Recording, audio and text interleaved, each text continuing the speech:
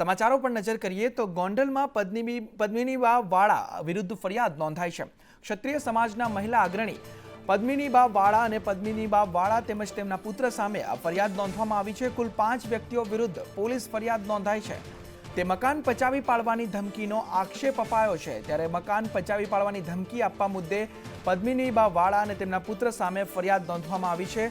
બળજબરીપૂર્વક રૂપિયા માંગવાનો આક્ષેપ પણ કરવામાં આવ્યો છે અને જાનથી મારી નાખવાની ધમકી આપવા સહિતની ફરિયાદ પદ્મિનીબા વાળા અને તેમના પુત્ર વિરુદ્ધ નોંધવામાં આવી છે। ગોંડલમાં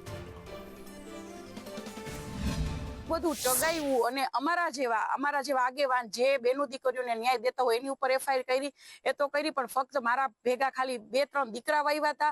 ખાસ કરીને મારા દીકરા તો મારી સાથે જ હોય છે, તો મારા દીકરા માથે શેની ભાઈ એફઆઈઆર? મારા દીકરા અહીંયા આખું અમારી પાસે ફૂટેજ છે, બરાબર છે। અમે ત્યાં હતા, અમે બેઠા હતા, અમે નથી કોઈ મારકૂટ કરી, અમે નથી કોઈ જાતની કોઈ એવિડન્સ નથી કે અમારી માથે જે ફરિયાદ થઈ છે એ ફરિયાદ થઈ શકે। તો આ ક્યાંનો ન્યાય? જે ન્યાય દેવડાવે છે એની ઉપર પણ તમે જો ચડી બેસો અને અમારી સાથે પણ જો આવું થતું હોય તો આવી બેનો દીકરીઓ કોની પાસે જશે? તો સુરેન્દ્રનગરમાં ગેરકાયદે ખનન પ્રવૃત્તિ અટકાવવા તંત્ર સક્રિય જોવા મળ્યું છે। મહેસૂલ વિભાગ દ્વારા ચોકીઓ ઊભી કરવામાં આવી છે। થાનગઢના જામવાલી અને ભાડુલામાં ચોકી ઊભી કરાઈ છે। પ્રાંત અધિકારી અને મામલતદાર રાખશે વોચ। ખનન પ્રવૃત્તિ અટકાવવા માટે ચોકી પરથી વોચ રાખવામાં આવશે। ત્યારે સુરેન્દ્રનગરમાં મહેસૂલ વિભાગ દ્વારા ચોકીઓ ઊભી કરવામાં આવી છે, જેમાં ખનન પ્રવૃત્તિ થતી હશે ત્યાં વોચ રાખવામાં આવશે આ ચોકીઓ દ્વારા। તાલુકાના જામવાળી અને ભડુલા વિસ્તારમાં જે આજથી મહિના પહેલાં ખૂબ મોટા પ્રમાણની અંદર જે ગેરકાયદેસર કાર્બોસેલનું ખનન અને વહન થતું હતું તે સંપૂર્ણપણે બંધ કર્યું છે। આ ગુજરાતમાં પ્રથમવાર મહેસૂલી ચોકી ઊભી કરી છે। એટલા માટે કે જે જમીન છે એ જમીન ટોટલી મહેસૂલ ખાતા હસ્તક છે। આ જમીન છે, ધરતી છે, એ ધરતીનો ક્યારે કોઈ એનો બગાડ ન થાય, એમાંથી કોઈ ખનન ન થાય અનધિકૃત રીતે। વાત અમદાવાદની કરીએ તો અમદાવાદમાં પિતાની હત્યાના ગુનામાં પુત્રની ધરપકડ કરવામાં આવી છે। બાપુનગરમાં પુત્રએ પિતાને મૂંઢ માર મારતા પિતાનું મોત નીપજ્યું હતું। ત્યારે ક્રાઇમ બ્રાન્ચે સોનુ શર્મા નામના આરોપીની ધરપકડ કરી છે। મૃતક પિતા દારૂના નશામાં માતાને માર મારતો હતો અને પુત્રએ પિતાને રોકવા જતાં મારામારી થઈ હતી। પોસ્ટમોર્ટમ રિપોર્ટમાં હત્યા થઈ હોવાનું સામે આવ્યું, જેને લઈ સોનુ શર્મા નામના આરોપીની અટકાયત કરવામાં આવી છે। પોલીસે તેની ધરપકડ કરી છે।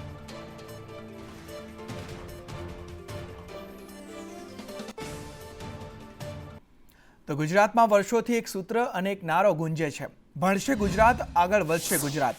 આ સૂત્ર પાછળની હકીકત પણ જાણવા જેવી છે। શાળાઓનું ઇન્ફ્રાસ્ટ્રક્ચર સારું નહીં હોય તો કેવી રીતે ભણશે ગુજરાત? આ વાતો વચ્ચે જૂનાગઢ જિલ્લાની શાળાઓની દયનીય સ્થિતિ સામે આવી છે। વંથલીના ગાંઠીલાની 70 વર્ષ જૂની પ્રાથમિક શાળામાં 6 ઓરડાઓમાંથી 4 ઓરડાઓ જર્જરિત છે। નડિયાવાળા મકાનમાં દિવાલો ઉપર તિરાડો પડી ગઈ છે, તેમજ પાયામાંથી પણ તિરાડો પડી છે। શાળાને ડિમોલિશન માટેની મંજૂરી મળી ગઈ છે, સાથે ગ્રાન્ટની મંજૂરીના અભાવે બિલ્ડિંગને ન પાડવાની પણ સૂચના આપવામાં આવી છે। બે બાળકો ગાંઠીલા પ્રાથમિક શાળામાં અભ્યાસ કરે છે અને અહીંયા જે રૂમ છે એ જર્જરિત હાલતમાં રૂમો રહેલા છે। તો મારી સરકારશ્રીને વિનંતી છે કે આનું જલ્દી નિરાકરણ લાવે। પણ આ સ્કૂલમાં મેં અભ્યાસ કરેલો છે। વર્ષોથી 4 રૂમની હાલત અત્યારે બહુ જર્જરિત હાલત છે, જેથી કરીને સરકારશ્રી પાસે આપણે અપીલ કરીએ કે આ જલ્દી ચોમાસું ઉપર આવે છે તો જલ્દી આ વસ્તુનું સમારકામ તમે કરો, એનું બાંધકામ નવું કંઈ કરાવો, કેમ કે છોકરા અત્યારે એમાં બેસીને ભણે છે, કંઈ પણ જાનહાનિ થઈ શકે છે। ગાંઠીલા પ્રાથમિક શાળામાં ઓલરેડી અત્યારે 6 રૂમ હોવાના કારણે 4 રૂમ જર્જરિત હાલતમાં હોવાથી અને અત્યારે સંખ્યા છે 1 થી 8 ધોરણની 48ની સંખ્યા છે, એમાં 4 રૂમ ડિમોલેશન કરવા પાત્ર છે। એમાં 2 રૂમ ખૂબ જર્જરિત હાલતમાં હોવાના કારણે એની અંદર અમે બાળકોને ત્યાં બેસાડતા નથી અને હાલ હમણાં 2 મહિના પહેલા મેં જ્યારે ડિમોલેશનની ફાઇલ મૂકી એ મંજૂર થઈને અઠવાડિયાની અંદર આવી ગઈ। તો ક્રેડાઈ ઇન્ડિયાના નવા પ્રમુખ તરીકે શેખર પટેલની શપથવિધિ યોજાઈ। કેન્દ્રીય ગૃહમંત્રી અમિત શાહની વર્ચ્યુઅલ હાજરીમાં ક્રેડાઈ ઇન્ડિયાનો કાર્યક્રમ યોજાયો। મુખ્યમંત્રી ભૂપેન્દ્ર પટેલ અને બળવંતસિંહ અને ઋષિકેશ પટેલ પણ હાજર રહ્યા। ક્રેડાઈના કાર્યક્રમમાં સીએમ ભૂપેન્દ્ર પટેલની બિલ્ડર્સને ટકોર જોવા મળી। સીએમ ભૂપેન્દ્ર પટેલે કહ્યું કે નિયમબદ્ધ કામગીરીથી સરકારનું કામ સરળ બને। હું પણ આ લાઇનનો છું। એટલે મને બધી ખબર છે. વિદેશનો ક્રેઝ હોવો એ ખોટું નથી, પહેલાં આપણું રાજ્ય અને દેશ હોવો જોઈએ, તેવી સીએમએ માર્મિક ટકોર પણ કરી. ડેવલપર બધા ખૂબ સારી રીતે જેને કહેવાય કે નિયમથી કામ કરવાનું એ દરેકના મગજમાં સેટ થઈ ગયું છે. એટલે અમારા માટે ખૂબ આનંદની વાત છે, કારણ કે હું પણ એની અંદર છું એટલે મને ખબર છે ક્યાં કેટલું શું કેવી રીતે કરતા હતા. અને અત્યારે બિલ્ડિંગ બનાવવું, ગ્રીન બિલ્ડિંગનો કોન્સેપ્ટ, ગ્રીન એન્વાયરમેન્ટનો કોન્સેપ્ટ, આ બધા જ કોન્સેપ્ટને ધ્યાનમાં રાખી અને ક્રેડાઈ એ આગળ વધી રહ્યું છે. ખૂબ આનંદની વાત છે. આપણે બધા અહીંયા તો બિલ્ડર છે એટલે ફોરેનનો ક્રેઝ હોય, પણ આપણે આપણો દેશ પણ જોવો જરૂરી છે. દેશ બધા આપણે પહેલાં આગ્રહ રાખવો જોઈએ કે આપણે આપણો દેશ જોઈએ, આપણું રાજ્ય જોઈએ, અને ફોરેન જવામાં કોઈ જ વાંધો નથી, પણ પહેલાં આખું જોઈશું તો આપણને લાગે છે ત્યાં સુધી આપણે આપણું ગૌરવ જે છે એ બીજા દેશમાં પણ લઈ જઈ શકીશું. આજે બધો ટાઈમ શેખરભાઈએ લીધો એટલે એમણે એમનું કામ શરૂ કરી દીધું હતા.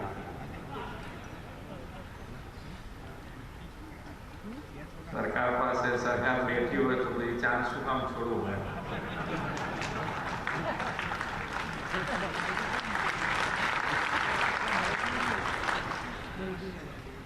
માનનીય વડાપ્રધાન શ્રી પણ ઇઝ ઓફ ડુઈંગ બિઝનેસ માટે હર હંમેશ એમની પણ તૈયારી હોય છે, અને અમારી પણ તૈયારી છે કે પ્લાન પાસ કરવો પડે કે તમારે જ્યારે કરાવવું હોય ત્યારે કરાવો, એવું કંઈ ગોઠવાઈ જાય તો પછી વાંધો ના આવે ને. પણ પછી જે ખોટું કરે એમાં કોઈ વચમાં પડવાનું નહીં. આપણે ઉદ્યોગ જગતને આપ્યું છે કે ભાઈ તમે 3 વર્ષમાં ગમે ત્યારે એને કરાવીને તમારું આગળ તમારી ઇન્ડસ્ટ્રી શરૂ કરી શકો, એવું જ આયોજન આની અંદર કરી શકાય. એવું એક વાર સાથે બેસજો, તમને આની મેથી એકદમ ફ્રી કરી દઈશું કે આ પ્લાન પાસ કરાવવાની ઝંઝટ. તો અમદાવાદ મહાનગરપાલિકા દ્વારા શહેરના પ્રવેશદ્વાર અને રોડ બનાવવા અંગે વિચારણા કરવામાં આવી છે, જેમાં શહેરના મુખ્ય પ્રવેશદ્વાર જેવા કે દહેગામ, સિંગારવા, સનાથલ સર્કલ સહિતના વિસ્તારોનો સમાવેશ થાય છે. જે રીતે ઇન્દિરા સર્કલથી એરપોર્ટ સુધીનો રોડ ડેવલપ કરવામાં આવ્યો, તેમ વિવિધ ડિઝાઇન સાથે આ રોડને ડેવલપ કરવામાં આવશે. અન્ય શહેરમાંથી કોઈ અમદાવાદ આવે તો તેને મેટ્રો શહેર લાગે તે રીતે આ કામગીરી કરવામાં આવશે. અમદાવાદ મહાનગરપાલિકાની અંદર અનેક લોકો જ્યારે આવતા હોય ત્યારે જે સિટીના એન્ટ્રી ગેટો છે એ સરસ સ્માર્ટ સિટી અનુરૂપ બનાવવા માટેનો નિર્ણય કરવામાં આવ્યો છે કે આપણે શાંતિપુરાથી દાખલ થાય વ્યક્તિ, સૌરાષ્ટ્રમાંથી દાખલ થાય, ઉત્તર ગુજરાતમાંથી દાખલ થાય, અથવા તો આપણે વાત કરીએ કે દાહોદ બાજુથી જ્યારે વ્યક્તિ કઠવાડા બાજુથી દાખલ થાય ત્યારે સિટીની અંદર જ્યારે બેસતા એને સ્માર્ટ સિટીની અંદર ત્યાં ગેટ બનાવી પીપીપી મોડલ પર જે રીતે આજ હાલમાં એરપોર્ટથી ઇન્દિરા બ્રિજ સુધીનો રોડ છે એવા રોડો બનાવવાનું આયોજન કરવામાં આવ્યું છે.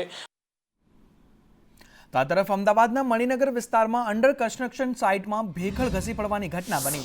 જો કે આ ગેરકાયદે બાંધકામ થતું હોવાથી એએમસીએ બિલ્ડરને અનેક નોટિસો આપી સંતોષ માન્યો હતો. જમીનના મુખ્ય ભાગીદાર આર્ટ નિર્માણના અશોક રઘુરામ ઠાકુરે નિયમોનું ઉલ્લંઘન કરી મંજૂરી વગર બાંધકામ ચાલુ રાખ્યું હતું, જેને લઈ તંત્રની કામગીરી ઉપર પણ સવાલો ઉઠ્યા છે કે નોટિસ આપી હોવા છતાં બિલ્ડરે કોની મંજૂરીથી કામ ચાલુ રાખ્યું હતું. આઈને જોયું અહીંયા ગાડી થોડો ભાગ ઘસી પડેલો હતો.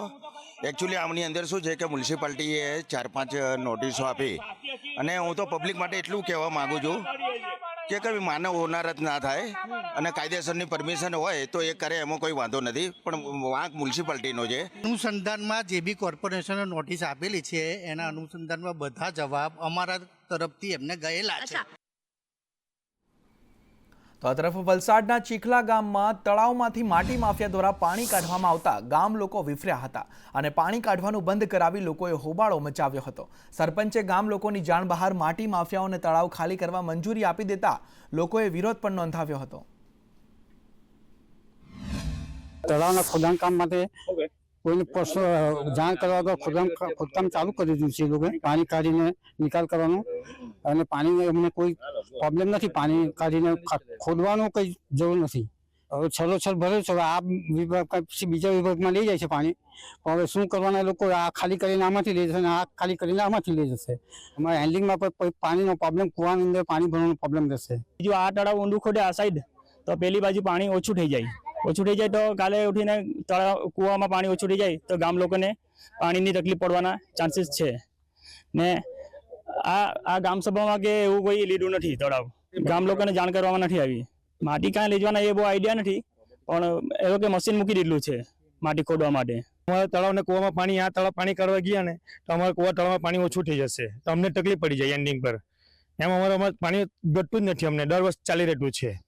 એટલે અમારે જ પ્રોબ્લેમ છે કે આ પાણી અમને નથી જોતું ને તળાવ ખોદવાનું નહીં, જે છે તે બરાબર જ છે હાલમાં. અમને કશું જાણ નથી હાલમાં. અમને બી અમારે જ કેવું છે કે પાણી બંધ કરાવી દો અને ખોદવું નથી તળાવ. બનાસકાંઠાની દાંતીવાડા કસલા પાઇપલાઇનનું કામ પૂર્ણ ન થતાં ખેડૂતો હવે અકળાયા છે. આ માટે ભારતીય કિસાન સંઘે સિંચાઈ માટેના પાણીની માંગ સાથે ફરી આંદોલનની ચીમકી ઉચ્ચારી છે. સરકારે ખેડૂતોને તળાવો ભરવા માટે ₹1600 કરોડના ખર્ચે પાઇપલાઇન નાખવાની બાહેંધરી આપી હતી, પણ આજ દિન સુધી પાઇપલાઇનનું કામ અધૂરું છે, જેના કારણે ખેડૂતોને ઉનાળુ સિઝનની ખેતી પર પાણી ફરી વળ્યું છે. ટૂંક સમયમાં ખેડૂતોને પાણી નહીં મળે તો હિજરત કરવાનો વારો આવશે. શું કહો છો, આપ કિસાન સંઘના પ્રમુખ છો, અત્યારે શું સ્થિતિ છે આ વિસ્તારની અને શું માંગ કરી રહ્યા છો? 2025નું વર્ષ એ ખેડૂતો માટે ખૂબ કપરું વર્ષ છે. આ વર્ષે દુષ્કાળ જેવો વરસાદ, નહિવત વરસાદ પડ્યો છે. ત્યારે અમારા વિસ્તાર 100% ખેતી અને પશુપાલન આધારિત છે. સમગ્ર એશિયામાં સૌથી મોટું દૂધ ઉત્પાદન કરતો જિલ્લો છે. ત્યારે આ ઉનાળામાં વરસાદ ન હોવાને લીધે અમારો ઘાસચારો ખૂબ મોંઘો થઈ ગયો છે. પીવા માટે, પશુઓને પાણી માટે પણ ટેન્કર નખાવવું પડે છે. અમારો ધંધો એ અત્યારે અમે ખોટનો ધંધો કરી રહ્યા છીએ. આવી પરિસ્થિતિમાં અમારે જમીનો વેચવી પડે કે ખેતી છોડવી પડે તેવી પરિસ્થિતિ નિર્માણ થઈ છે. અમારા ખેતરમાં મગફળી અને બાજરીનું વાવેતર કરેલું હતું. અત્યારે એ પાણીના અછતના કારણે પાણી છે જ નહીં તળની અંદર, એટલે અમારી મગફળી અને બાજરી બંને સુકાઈ ગયા છે. એટલે અમારે તો આ નુકસાન વેઠવાનો વારો આવી ગયો છે. એટલે જો હવે આ પાણી વહેલી તકમાં નહીં નાખે ને તો હવે અમારે જમીન વેચવાનો વારો આવશે. અમે એકાદ વર્ષ પહેલાં આંદોલન કર્યું ત્યારે સરકારે અમને બાંયધરી આપી કે 2025માં બીજા મહિના સુધી તમારા તળાવોમાં પાણી આવી જશે. એક કોન્ટ્રાક્ટર અને સરકારી અધિકારીઓના બેદરકારીના લીધે બીજા મહિનામાં જે ટેન્ડર પ્રક્રિયા પૂર્ણ કરવાની હતી, પાણી નાખવાનું હતું તળાવમાં, એ એમની આળસના કારણે એમને ટાઈમ લિમિટ લંબાઈ અને પાણી નાખીને હજુ પાણી નથી નાખ્યું અને હજુ ટાઈમ લિમિટ લંબાઈ છે. એમની આળસના કારણે હજારો ખેડૂતો અને ખેડૂતોના પરિવારો રજળે છે. ધવલ જોશી, સંદેશ ન્યૂઝ, બનાસકાંઠા. તો આ તરફ ભરૂચના જિલ્લાના નેત્રંગ, વલિયા અને ઝઘડિયા તાલુકાના ગામોના ખેડૂતો સિંચાઈના પાણી માટે હાલાકી ભોગવી રહ્યા છે. જેમાં નેત્રંગના 120 ગામોમાં ખેડૂતો સિંચાઈના પાણીથી વંચિત છે. ત્યારે ડેમો અને કેનાલો તાત્કાલિક સુધારવા ખેડૂતોએ માંગ કરી છે. ખેડૂતની સિંચાઈના પાણીની સમસ્યાને લઈ સાંસદ મનસુખ વસાવાએ પણ રજૂઆત કરી છે. ભરૂચ લોકસભા વિસ્તારમાં ખાસ કરીને ટ્રાઇબલ એરિયા શાકબારા, ડેડિયાપાડા, વાલિયા, ઝઘડિયા, નેત્રંગ, આ જે પૂરા બેલ્ટની અંદર સિંચાઈની સુવિધા નહિવત જેવી છે. આસપાસ કરજણ ડેમ આવ્યો છે, નર્મદા ડેમ આવ્યો છે અને આ બાજુ દક્ષિણમાં ઉકાઈ ડેમ આવ્યો છે. છતાં પણ આ બેલ્ટ સિંચાઈથી વંચિત છે. હાલ કરજણ જળાશય યોજના થકી જે ઉદ્વન સિંચાઈ યોજનાનો પ્રોજેક્ટ પૂર્ણ થયો છે, પરંતુ એ જે સિંચાઈનું જે પાણી જે છે એ ખાડી કોતરમાં છોડવામાં આવે છે. ખેડૂતોની માંગ છે કે સીધું ખેતરમાં કોઈ ને કોઈ રીતના નવો પ્રોજેક્ટ બનાવીને પણ ખેતરમાં સીધે પાણી મળે સિંચાઈ માટે, એવી માંગ છે. તો સંવેદનશીલ અને મૃદુના નામે ઓળખાતી સરકાર છેવાડાના માનવીના વિકાસની વાતો સતત કર્યા કરે છે, પરંતુ ધારીના હુડલી ગામમાં વિકાસની વાતો પહોંચી છે, પરંતુ વિકાસ પહોંચ્યા નથી. ગામમાં પ્રાથમિક સુવિધાના નામે મીંડું છે, જેને લઈને લોકોને પરેશાનીનો કોઈ પાર નથી. આ ગામમાં રોડ રસ્તાની વિકટ સમસ્યા છે. લોકોએ સાંસદ અને ધારાસભ્યને અનેક વખત રજૂઆત પણ કરી છે, છતાં પણ સ્થાનિક તંત્ર દ્વારા સમસ્યાના ઉકેલની દિશામાં કાર્યવાહી ન કરતા હવે લોકો અકળાયા છે. રજૂઆત બાદ સાંસદ, ધારાસભ્ય અને અધિકારીઓ ગામ લોકોને લોલીપોપ આપે છે. આખરે ગામના લોકોમાં રોષની લાગણી ભભૂકી ઉઠી છે, રોષ વ્યાપ્યો છે. અમરેલી જિલ્લાના ધારી તાલુકાના હુડલી ગામ અત્યારે સંદેશ ન્યૂઝની ટીમ પહોંચી છે અહીંની વેદના જાણવા માટે. સમસ્યા હાલ રોડનો પ્રશ્ન છે. મેન રોડમાં અવારનવાર કોઈ પણ સંજોગે કોઈ વાહન આવી શકે એવું નથી. પછી 108 બોલાવી તો પણ 108 જે ટાઈમે પહોંચતી નથી. તો બીમાર વ્યક્તિ હોય તો એને ટાઈમે પહોંચતી નથી, તો એને સારવાર થઈ શકતી નથી. હાલમાં પ્રાઇવેટમાં ડબલ ભાડું લઈને તોય પણ આવવા તૈયાર નથી. એવો રોડનો પ્રશ્ન છે અમારો. તમે તંત્રને નેતાને જાણ કરેલી? નેતા ધારાસભ્યને જાણ, સંસદ સભ્યને કીધેલું, પણ એ કે હાલો 15 દિવસમાં મહિના દિવસમાં ચાલુ કરી છે એવો આશ્વાસન આપી અને કોઈ જાતનો આજ સુધી હલ થયો નથી. પણ કોઈ પ્રશ્ન હલ નથી થતો અને માત્ર ને માત્ર લોલીપોપ બતાવે છે આ લોકો. કોઈ હું ભાજપનો સક્રિય કાર્યકર હતો છતાંય મેં રાજીનામું દઈ દીધું, પણ ગામ માટેથી, મારા રસ્તા માટેથી. મારે કીધું કોઈ પણ ભોગે ગામના કાર્ય થવા જોઈએ. ગામના સરપંચને 1 રૂપિયાની ગ્રાન્ટ નથી મળતી. સંસદની 15 વર્ષ થયા સંસદની ગ્રાન્ટ નથી આવી અને ધારાસભ્યની ગ્રાન્ટ નથી આવી. ગ્રાન્ટ નહીં આપવાનું કે કામ નહીં કરવાનું ગામનું શું કારણ હોઈ શકે? બસ ગઈ ટર્મ ધારાસભાની હતી એના ઇલેક્શનમાં મત એમને ઓછા મળેલા, પણ ઓછા મળેલા હોય તો એ તો લોકશાહી છે. લોકોને જે સમસ્યા હોય હલ ન થતો હોય એટલે વિરોધમાં મતદાન કરે, એ તો 100%ની વાત છે. સરકાર કહી રહી છે કે વિકાસ ગાંડો થયો, પણ મને એવું લાગે છે કે હવે વિકાસ કોમોમાં વયો ગયો એવું લાગે છે, ગાંડાને બદલે. કારણ કે તો જ ન બોલી શકે ને કાંઈક, તો પ્રશ્નનો જવાબ ન દઈ શકે ને કાંઈ. લેટર પેડની બુક ખાલી થઈ જાય એટલી અરજીઓ કરી છતાં કોઈ જાતનું ખાલી લોલીપોપ, એટલે એનો અર્થ કે વિકાસ કોમોમાં છે અત્યારે. મારો પ્રશ્ન જે છે એ રોડનો જ છે, બરાબર છે. રોડ અત્યારે એ પોઝિશનમાં છે કે કઈ રીતે અમારે હાલવું એ પણ એમાં વિચાર કરવો પડે એવું છે. અમારું જે હુડલી ગામ છે અને અમારા હુડલીના નાગરિકો છે એને સુવિધા ભોગવવાનો હક છે કે નહીં? અસંખ્ય રજૂઆતો, લેટર પેડ, લેખિત, મૌખિક, તમામ જગ્યાએ સંસદ સભ્ય કે ધારાસભ્ય તમામને રજૂઆત કરી, નથી ગ્રાન્ટ મળતી કે નથી પ્રાથમિક સુવિધા મળતી. તો અમારા નાગરિકો જે ઉડલીના છે એને ખરેખર અહીંયા રહેવાનો હક છે કે નહીં? મને તો એવું લાગે. ટીનુ લલિયા, સંદેશ ન્યૂઝ, ધારી. તો આ તરફ બોટાદમાં છેતરપિંડી કરનાર મહિલા આરોપી ઝડપાઈ છે. 16 લોકો સાથે 43.50 લાખની છેતરપિંડી કરી હતી. બોટાદ એસઓજીએ મહિલા આરોપીની ધરપકડ કરી છે. આરોપી શિલ્પા દવે છેલ્લા 9 મહિનાથી ફરાર હતી. સરકારી નોકરીની લાલચ આપીને તેણે રૂપિયા પડાવ્યા હતા. અમદાવાદથી તે ઝડપાઈ છે. છેતરપિંડીની મુખ્ય આરોપી અમદાવાદથી તેને ઝડપવામાં આવી છે. બોટાદ જિલ્લાના અને રાજકોટ જિલ્લાના અલગ અલગ કુલ 16 જેટલા અરજદારો સાથે રૂપિયા 43,50,000ની આ કામના જે 3 આરોપી છે એમને છેતરપિંડી કરી હતી, જેમાં તેઓએ આરોગ્ય વિભાગમાં ફિમેલ મહિલા હેલ્થ વર્કરની નોકરી અપાવવાની લાલચ આપી અને આ છેતરપિંડી આચરેલ હતી. જેમાં જે અત્યારે મુખ્ય આરોપી જે છે શિલ્પાબેન અજયકુમાર દવે, તેઓની અમારી જે એસઓજીની ટીમ છે એમને અમદાવાદ ખાતે જઈ અને ટેકનિકલ અને હ્યુમન સોર્સના આધારે એની અટક કરી અને કાયદેસરની કાર્યવાહી હાથ ધરેલ છે.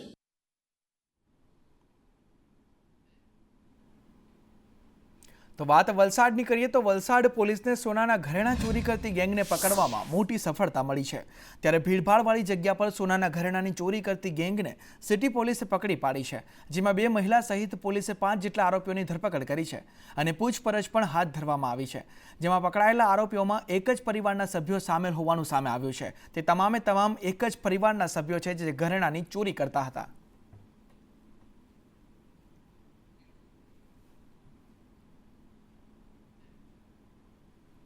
તો આ તરફ અમરેલીમાંથી આગની ઘટના સામે આવી છે, જેમાં ધારીના આંબરડી સફારી પાર્ક અને આંબરડી ગામ વચ્ચેના રેવન્યુ વિસ્તારમાં આગ લાગી હતી. વન્ય પ્રાણીઓની વસાહત સમા વિસ્તારમાં આગ લાગતા તંત્ર દોડતું થયું હતું. ત્યારે ફાયર બ્રિગેડના જવાનોની 4 કલાકની જહેમત બાદ આગ પર કાબુ મેળવાયો હતો, પરંતુ ફોરેસ્ટના કોઈ કર્મચારી કે અધિકારી પણ ફરક્યા નહીં. આટલી મોટી આગ લાગી છતાં પણ કોઈ અધિકારી કે કોઈ ફોરેસ્ટના કર્મચારી ત્યાં જોવા ના મળ્યા. ત્યારે અમરેલીમાં આગ લાગવાની ઘટના બની હતી, જેને ફાયર બ્રિગેડ દ્વારા કાબુ મેળવાયો. ડિસ્ટ્રિક્ટ ફાયર હેડક્વાર્ટરની 3 ટીમ તેમજ બગસરાની 1 ટીમ, ટોટલ 4 ટીમો તાત્કાલિક ધોરણે અહીંયા તૈનાત કરવામાં આવી હતી અને લગભગ અત્યારના તબક્કે આગ પર સંપૂર્ણ કાબુ મેળવી લેવામાં આવેલો છે. તો આ તરફ જગતગુરુ શંકરાચાર્ય વાસુદેવાનંદ સરસ્વતી ગિરી બાપુ આજે અંબાજીની મુલાકાતે આવ્યા હતા. તેઓ સીઆરપીએફ અને ઉત્તર પ્રદેશ પોલીસના જવાનો સાથે મંદિરમાં પહોંચ્યા હતા અને અંબાજી મંદિરમાં મા અંબેના દર્શન કરી ધન્યતા અનુભવી હતી. ત્યારે અંબાજી મંદિર ટ્રસ્ટ દ્વારા તેમનું સ્વાગત પણ કરવામાં આવ્યું હતું.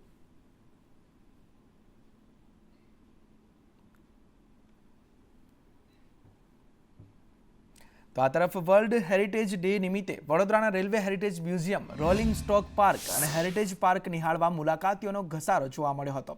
વડોદરાનું રેલવે મ્યુઝિયમ કે જ્યાંથી દેશમાં પ્રથમવાર કોઈ શાસને પોતાની રેલવે શરૂ થઈ અને હજુ પણ રેલવેની એ વિરાસત અહીં સચવાયેલી છે. 1880 થી 1930 સુધી ગાયકવાડી શાસન દ્વારા નેરો ગેજ અને મીટર ગેજની અન્ય લાઇન નાખવામાં આવી હતી તથા ભારતના વિવિધ ભૂતપૂર્વ શાસનોમાં વડોદરા રેલવે નિર્માણમાં અગ્રણી હતી. તમામ મુલાકાતીઓએ જૂના રેલવે વિશે પણ માહિતી મેળવી હતી. આજે વર્લ્ડ હેરિટેજ ડે છે તો હું અહીંયા આગળ મારા પેરેન્ટ્સ જોડે રેલવે મ્યુઝિયમમાં બધું જોવા આવી છું, ટ્રેન્સ વિશે વધારે નોલેજ માટે. એન્ડ મેં બહુ બધું જોયું. સરદાર વલ્લભભાઈ પટેલ જ્યારે અહીંયા આવ્યા હતા, મહાત્મા ગાંધી આવ્યા હતા, તો મેં એમને જ્યારે એન્ટ્રી લીધી હતી ત્યાંનું બી વાંચ્યું. મેં બહુ બધા સ્ટીમ એન્જિન્સના વિશે મેં જાણ્યું. Then how does a train work, તો મેં એ બી જોયું. હું આજે વર્લ્ડ હેરિટેજ ડેના દિવસે પપ્પા મમ્મી મતલબ પેરેન્ટ્સ સાથે રેલવે મ્યુઝિયમમાં આવી છું. અહીંયા રેલવે ઓલ્ડ રેલવેઝ મતલબ કે કેવી રીતે જૂના રેલવેઝ હતા, ટ્રેન્સ હતી, એ બધું જોવા મળ્યું, જાણવા મળ્યું. વોટર પંપ બી ઇવન જોવા મળ્યો જૂનો. પછી સિગ્નલ્સ, સ્ટેમ્પ્સ, પોસ્ટ મતલબ કે ટિકિટ છે, બધું બી જાણવા મળ્યું. આમાં રેલવે મ્યુઝિયમ છે તો હું મારા બાળકોને લઈને આવ્યો. આવવાથી એવું લાગ્યું કે ના, અહીંયા આવવું જ જોઈએ. તો મારા બાળકોને મને પોતાને બી એન્જિનિયરિંગ લાઇનનો રસ છે. તો જૂનું રેલવે કઈ રીતે વર્ક કરતું હતું, એની જે હેરિટેજ આઇટમો છે, વસ્તુઓ છે, જે ઉપકરણો છે, જે કેવી રીતે કામ કરતા હતા, એના વિશેનું જાણકારી અહીંયા આપવામાં આવે છે. એકચ્યુઅલી વર્લ્ડ હેરિટેજ ડેને દિવસે અહીંયા મને મારા મિત્ર તરફથી ખબર પડી કે આ મ્યુઝિયમ આપણું જે બરોડા વેસ્ટર્ન રેલવે દ્વારા રેલવે મ્યુઝિયમ ડેવલપ કરવામાં આવ્યું છે એ આજે ઓપન હોય છે જનરલ પબ્લિક માટે. એટલે મારા ફ્રેન્ડે કીધું ને હું અમારા બાળકોને લઈને આવ્યો અને મને એવું લાગ્યું કે જો ના આવ્યા હોત તો અમે ઘણું બધું મિસ કરી જાત. તો કચ્છ જિલ્લાનો સૌથી મોટો ટ્રાન્સપોર્ટ ઉદ્યોગ વેન્ટિલેટર ઉપર ચાલી રહ્યો છે. જિલ્લામાં લિગ્નાઇટ પરિવહનમાં ઘટાડો થયો છે, જ્યારે સિમેન્ટનું પરિવહન રેલવે મારફતે થઈ રહ્યું છે, જેના કારણે ટ્રાન્સપોર્ટ ઉદ્યોગને આર્થિક ફટકો પડ્યો છે. લિગ્નાઇટ કોટામાં ઘટાડો થવાના કારણે ટ્રક માલિકો બેકાર બન્યા છે. અગાઉ જિલ્લામાં દરરોજની 1000 જેટલા લિગ્નાઇટના કોટા હતા, જેની સામે હાલમાં માત્ર 100 જેટલી લિગ્નાઇટની ટ્રકો પરિવહન કરે છે, જેના કારણે હજારો ટ્રકોના પૈડા થંભી ગયા છે. એક સમયે લાખો લોકોને રોજગારી પૂરી પાડતો ટ્રાન્સપોર્ટ ઉદ્યોગ પડી ભાંગ્યો છે. મંદીના કારણે હજારો ટ્રકો પાર્કિંગમાં મૂકવાની ટ્રક માલિકોને ફરજ પડી રહી છે. કચ્છ જિલ્લા ટ્રક ઓનર્સ એસોસિએશન દ્વારા જીએમડીસીને લિગ્નાઇટ કોટા વધારવામાં આવે તેવી રજૂઆત પણ કરવામાં આવી છે. જિલ્લામાં લિગ્નાઇટ અને સિમેન્ટનું પરિવહન વધે તો કચ્છનો ટ્રાન્સપોર્ટ ઉદ્યોગ ફરીવાર ધમધમતો થઈ શકે તેમ છે. કચ્છની અંદર બીજા નંબરનો ઉદ્યોગ છે ટ્રાન્સપોર્ટ. પહેલો નંબર ખેતી અને બીજા નંબરનો ટ્રાન્સપોર્ટ છે. અત્યારે બહુ છે. પહેલાં 1500થી 1700 ગાડી રોજની ભરાતી હતી. અત્યારે સમજી લો ને કે 130-150થી વધારે ગાડી નથી ભરાતી. એટલો બધો મુશ્કેલી છે અને નથી ગાડીવાળાના હપ્તા ભરાતા, નથી કોઈ ધંધો સેટલમેન્ટ થતો અને આ બધી મુશ્કેલીઓનો સામનો કરીને કચ્છ જે છે 8-10 દિવસ ગાડીઓ પાર્કિંગમાં પડી હોય, 10 દિવસ પછી ચિઠ્ઠી મળે તો આ ધંધા કઈ રીતે કરવા, હપ્તો કઈ રીતે ભરવો અને જીવન કઈ રીતે ચલાવો. ટ્રાન્સપોર્ટ ઉદ્યોગની પરિસ્થિતિ અત્યારે હાલમાં બહુ ખરાબ છે. જે પ્રમાણે જે 1200 ગાડી ભરાતી એ હિસાબે અત્યારે 100 ગાડી પણ રોજની નથી ભરાતી. લિગ્નાઇટના કોટા એટલા ડાઉન છે. સિમેન્ટના અંદર જે ગાડીઓ ચાલતી એનામાં ટ્રેન ચાલુ થઈ ગઈ અને મોટી મોટી કંપનીના હિસાબે કામ ચાલ્યા ગયા એટલે બધું ઠપ છે. ગાડીઓ બધી 10-10 દિવસ સુધી પાર્કિંગમાં પડી હોય છે. બધી બેચારા લોનું લઈને પોતનો ગુજરાન ચલાવે. અત્યારે પોતનો ઘરે નથી ચલાવી શકતા ને હપ્તા નથી ભરી શકતા. માતાના મઢમાં 3 લાખ ટન લિગ્નાઇટ ઉપાડવાનો કોટો ફાળવવામાં આવતો, એની જગ્યાએ આ મહિનામાં 2 લાખ ટનનો કોટો ફાળવ્યો છે. જ્યારે ઉંબરસરમાં પણ 40% જેટલો કોટો આપવામાં આવ્યો. એના માટે એમઓ દ્વારા જીએમડીસીના MD3ને કોટા પૂર્વવત કરવા માટે રજૂઆત કરી છે. એટલે આ એક મહિનો થોડો ટ્રાન્સપોર્ટ ઉદ્યોગ માટે ભારે છે.